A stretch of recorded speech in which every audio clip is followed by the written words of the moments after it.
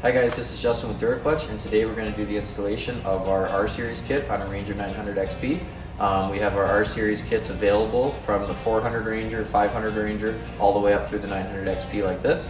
So we're going to go ahead and do the full install today. So the first thing that we're going to do on the R-Series install kit is we're going to be able to lift the box here so that we can get access to the clutch cover.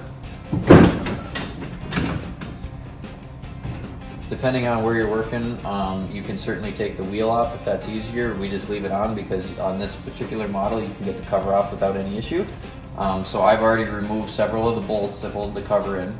I got a couple more holding it on, and then we have a grease zerk there on the A-arm that you'll see. We're going to take that off as well to be able to make installation a little bit easier here. So I got all the cover bolts out. I am going to take this grease zerk out just to help. Once you have that out, the cover comes out, goes up, and falls down pretty easy.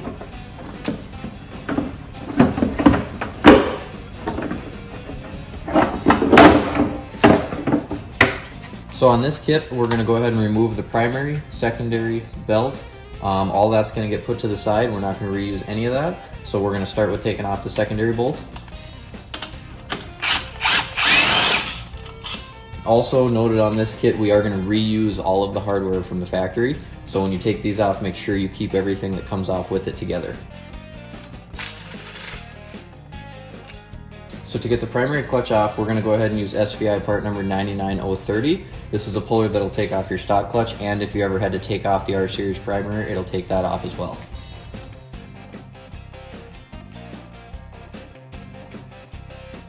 I like to go in light with this just to make sure it's going to bottom out and not wreck any threads or anything like that. Once it's in there, then obviously you got to give it a little more power to get it to pop off. You can also do it by hand. You certainly don't have to use an impact to get it off.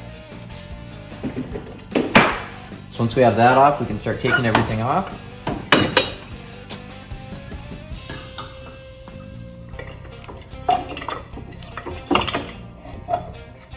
Notice you can hear some stuff falling in these stock secondary clutches. There is a washer that comes in there. We're not going to use that or anything. That can just stay with this clutch. From there, now that we've got this off, we're going to go ahead and clean up both shafts, and then we'll be ready for install.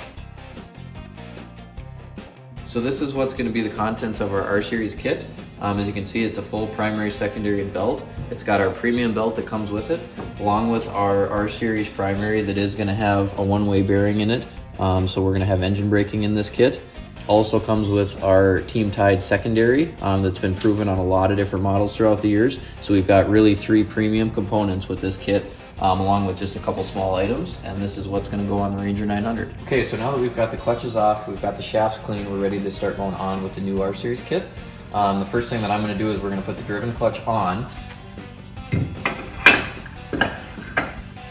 Right now the machine is in park, which is going to make it pretty hard to get that all the way on the spline, so we're going to go ahead and shift the machine into high gear. That's going to help us to lock that shaft so we can get the secondary clutch on all the way. Okay, so now if we start to spin it, there you can see it slid all the way on and the wheels are starting to spin. We know that we're all the way on the shaft. We're going to reuse this stock hardware that came on the machine. We're also going to take and put the blue Loctite on it. This does come with the kit as well. Once we've got that on, we'll tighten this up.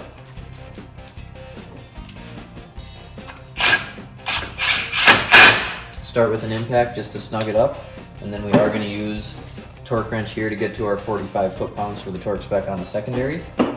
This is the belt tool that comes with the kit. We are going to use this in order to hold the secondary. If you're doing it with 2 people, somebody can hold it, but if you're doing it by yourself, this is a method that works pretty good.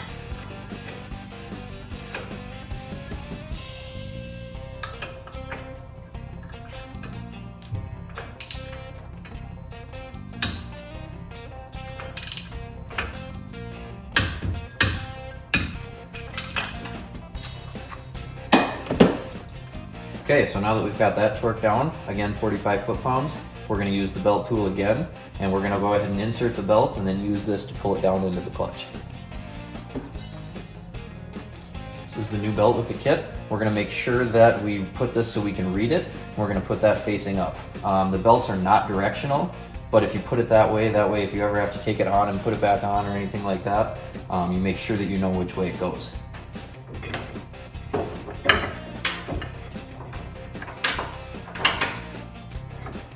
So once that's sitting, you can see it's fairly far out of the secondary, and I'm holding it.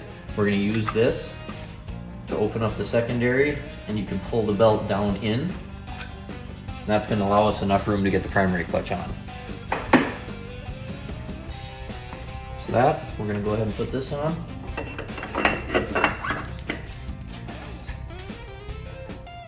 And again, we're going to reuse this stock hardware.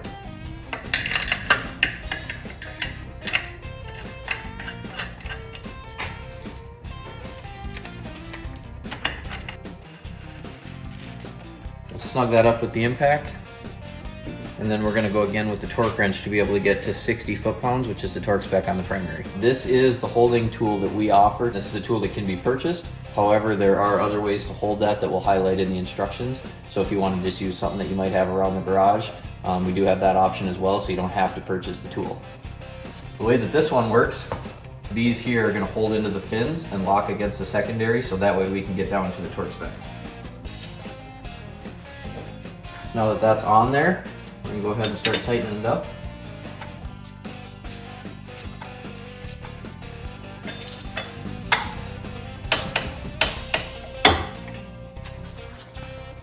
See there, so once we've hit our torque spec, we can take this out.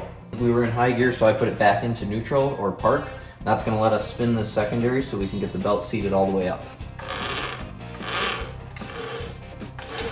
The next step is to start the machine. We're going to see if our secondary clutch doesn't move or it just barely has any drag, we're going to call that as good for alignment. If the secondary clutch is rotating quite a bit, then we're going to have to make an alignment adjustment.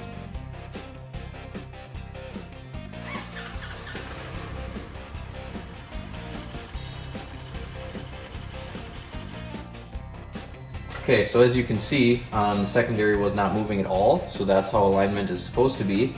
We put no shims on the secondary shaft. This kit does come with two that allows you to move the secondary out if needed.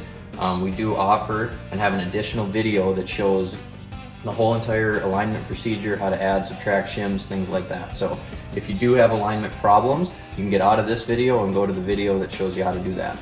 So now that we've verified alignment's okay and we're happy with it, the secondary clutch does not spin, we're ready to go ahead and start putting everything back together. So our next step is to put the clutch cover on. So go on the same way we took it off.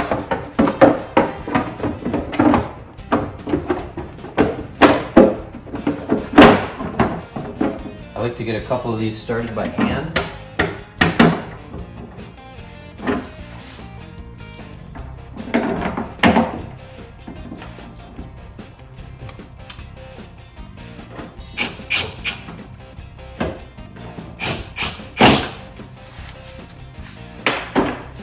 So for the cover, I'm just going to put a couple of those on so you can see how it goes.